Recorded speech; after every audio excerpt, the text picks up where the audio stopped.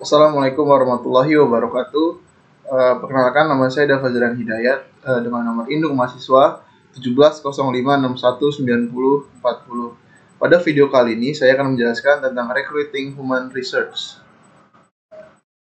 Definisi rekrutmen menurut Weather and Davis tahun 1996. Rekrutmen adalah proses menemukan dan menarik para pelamar yang memenuhi syarat untuk dipekerjakan. Proses rekrutmen dimulai dari pencarian para pelamar dan diakhiri dengan masuknya surat lamaran dari para pelamar. Hasil proses rekrutmen adalah sekumpulan pelamar yang siap untuk diseleksi. Isu strategik dalam rekrutmen menurut Schuller dan Jackson tahun 2006. Proses rekrutmen harus konsisten dengan strategi, visi, dan nilai-nilai organisasi. Proses rekrutmen harus bisa dilaksanakan secara efisien dan efektif.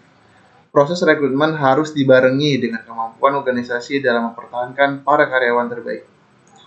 Alternatif tindakan selain rekrutmen. Rekrutmen adalah proses yang membutuhkan banyak biaya, waktu, dan tenaga. Jadi, sebelum memutuskan untuk melaksanakan rekrutmen, perlu dipertimbangkan berbagai alternatif tindakan lain sebagai berikut. Yang pertama ada alih daya atau outsourcing, atau menggunakan jasa eksternal untuk menjalankan pekerjaan yang sebelumnya dikerjakan secara internal. Karyawan tidak tetap atau contingent workers, karyawan paruh waktu, karyawan sementara, atau kontraktor independen.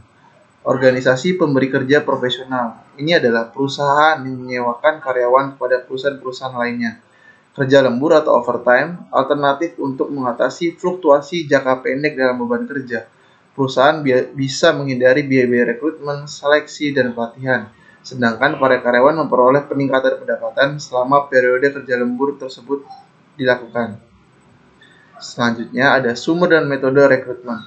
Sumber-sumber rekrutmen adalah tempat di mana para kandidat yang memenuhi syarat berada, seperti perguruan-perguruan tinggi dan perusahaan-perusahaan pesaing.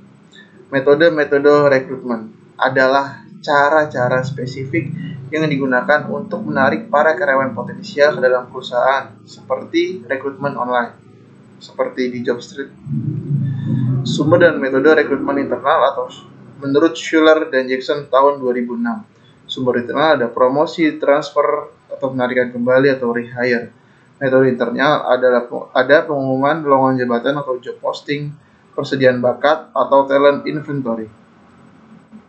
Metode rekrutmen internal ada pertama pengumuman lowongan pekerjaan atau job posting, persediaan bakat atau talent inventory, ada promosi, transfer, aktivitas pengembangan, dan para karyawan yang meninggalkan perusahaan.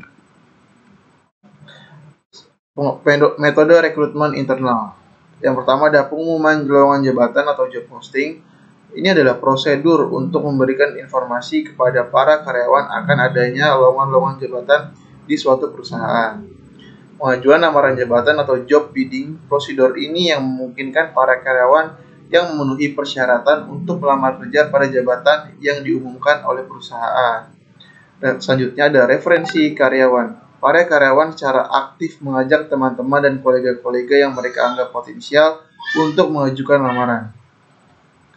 Selanjutnya ada tujuan rekrutmen eksternal. Yang pertama adalah mengisi jabatan-jabatan tingkat pemula atau entry level, mendapatkan keterampilan-keterampilan yang belum dimiliki oleh para karyawan yang ada saat ini.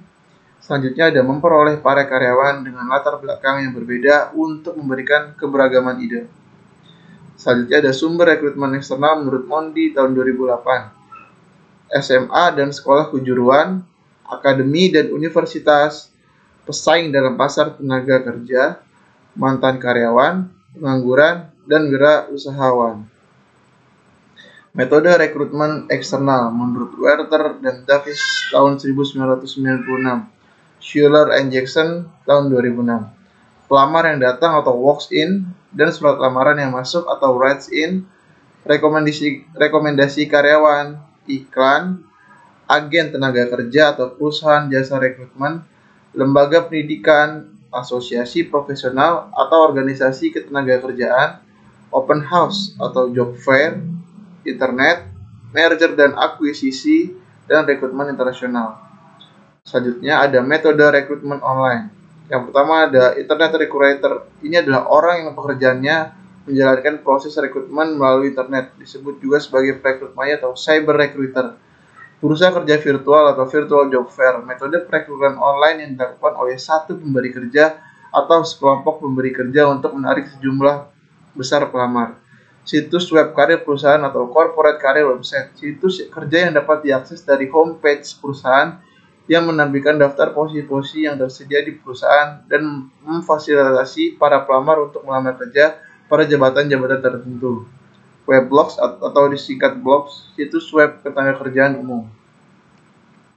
Hambatan dan tantangan rekrutmen. Yang pertama ada rencana strategik dan sumber daya manusia. Selanjutnya ada kebiasaan perekrut, kondisi lingkungan, persyaratan kerja, biaya, insentif, dan kebijakan organisasi. Sekian pemaparan materi saya tentang recruiting human research. Assalamualaikum warahmatullahi wabarakatuh.